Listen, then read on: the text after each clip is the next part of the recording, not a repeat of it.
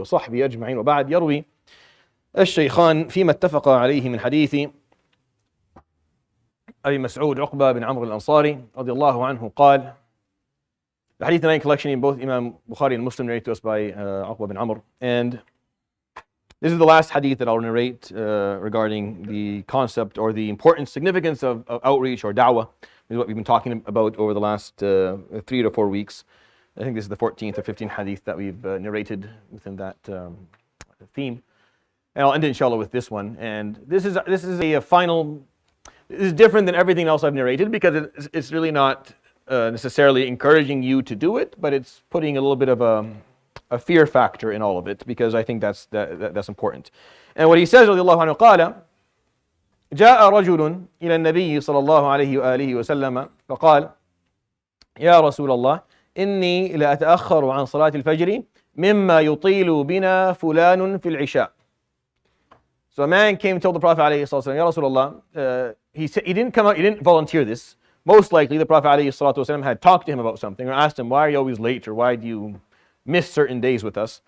It was, like I said, and this is something we've talked about in other themes, where the masjid was the center. And attending Isha and Fajr specifically was a big deal. The Prophet ﷺ would watch out for his Sahaba and see who was coming and who wasn't, because that's where they touched base with each other. The rest of the prayers in the day was whatever you could, like if you could make it for Maghrib or Asr or Dhuhr, amazing. If you couldn't, you were working somewhere far or you were traveling, it's fine. But Maghrib, Isha and Fajr were too important, the ones that were the touching base. So when someone didn't show up or didn't come, the Prophet ﷺ would ask. So apparently he must have asked this man, where were you? But he said, I come late sometimes because Fulan, he pointed out one of the Imams, and like I said, on all of the hadith that you narrate, whenever there's something negative, the scholars don't point out the person, they don't use the name. So they didn't say exactly who it was. It was most likely Mu'adh bin Jabal, radiallahu anhu, but this hadith does not point him out specifically. So I come late because the Fulan prays Isha late and then reads a lot, and I don't get to go home to sleep, so I come in late. Now, whether he's honest with that or not doesn't make a difference. That's what he said. يقول فما رأيت رسول الله صلى الله عليه وسلم أشد غضبا في موعظة وعظها من ذلك اليوم. I've never seen the Prophet عليه الصلاة والسلام give a maw'idah where he was more angry than I saw him that day. That was the day I saw him the most angry, when he gave a maw'idah.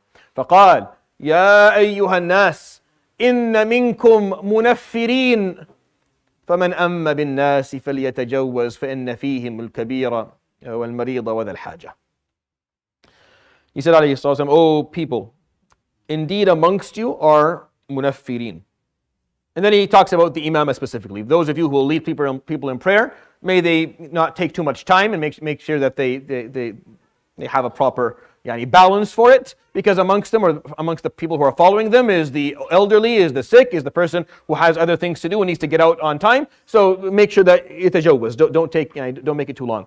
But the word that he used here is what I want you to think about when we talk about the concept of da'wah. He said, "Inna minkum munaffirin."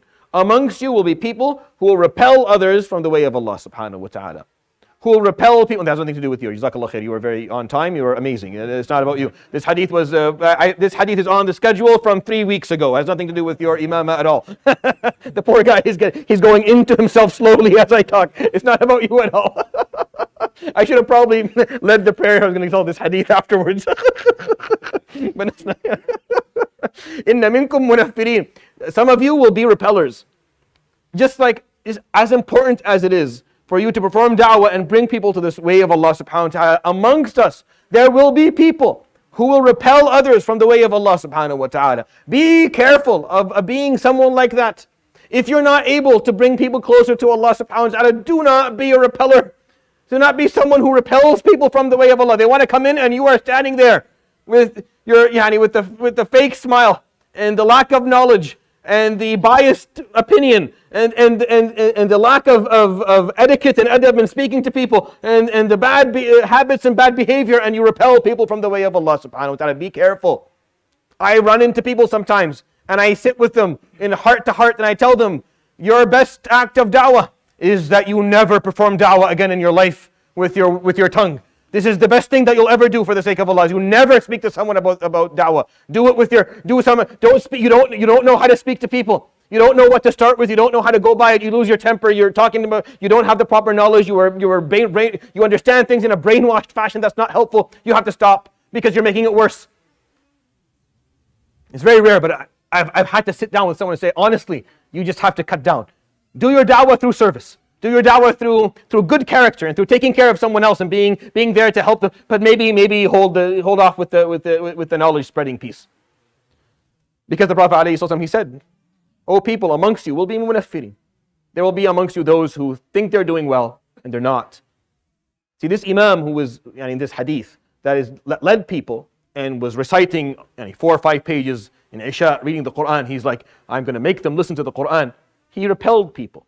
He didn't want to. Whoever did this was not someone who was like, I want to repel people from the way of the Prophet. He wasn't a munafiq. No. Hasha lahum. Radiyallahu anhum ajma'in. He was someone who wanted people to be closer to Allah, but he doesn't have that wisdom of knowing how to do it, so he repels others. It's a lack of wisdom and lack of knowledge and lack of knowing how to do things and lack to know what the priorities are and what to start with and how to deal with others. Be careful and beware. As I talk to you about da'wah and bringing people to the house of Allah subhanahu wa ta'ala and making them love Islam, beware. The possibility of you repelling them is there too. So tread carefully. Sunnah hasana. Dull an-nas al-khair. All the hadith that I shared with you over the last 3 weeks. Do all of these things.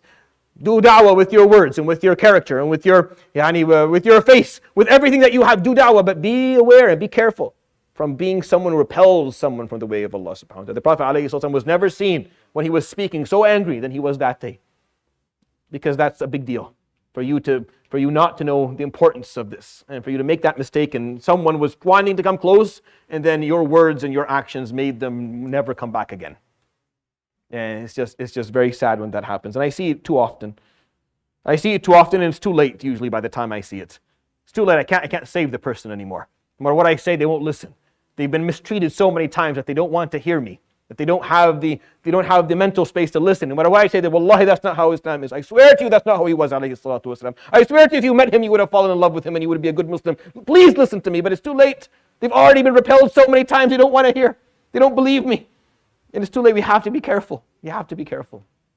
And that's how I'm going to conclude this series of da'wah. I hope you found it, inshallah, beneficial. And may Allah subhanahu wa ta'ala use us for calling to His way, subhanahu wa ta'ala, and utilize us as tools that will bring people guidance. يروي الشيخان فيما اتفقا عليه من حديث أبي مسعود رضي الله عنه قال جاء رجل إلى النبي صلى الله عليه وآله وسلم فقال يا رسول الله إني لا أتأخر في الفجر مما يطيل بنا فلان في صلاة العشاء يقول فما رأيت رسول الله صلى الله عليه وسلم أشد غضبا في موعظة وعظها من يومها فقال يا أيها الناس إن منكم منفرين فمن أما الناس فليتجوز فإن فيهم الكبير والمريض وذا الحاجة صدق رسول الله صلى الله عليه وسلم سبحانك والحمد لا إله إلا أنت أستغفرك إليك وصلى الله وسلم وبارك على نبينا محمد صلى الله عليه وسلم الله يتوب علينا ويغفر لنا تقصيرنا وإطالتنا على الناس الله يتوب علينا ويغفر لنا جزاكم الله خير السلام عليكم ورحمة الله تعالى وبركاته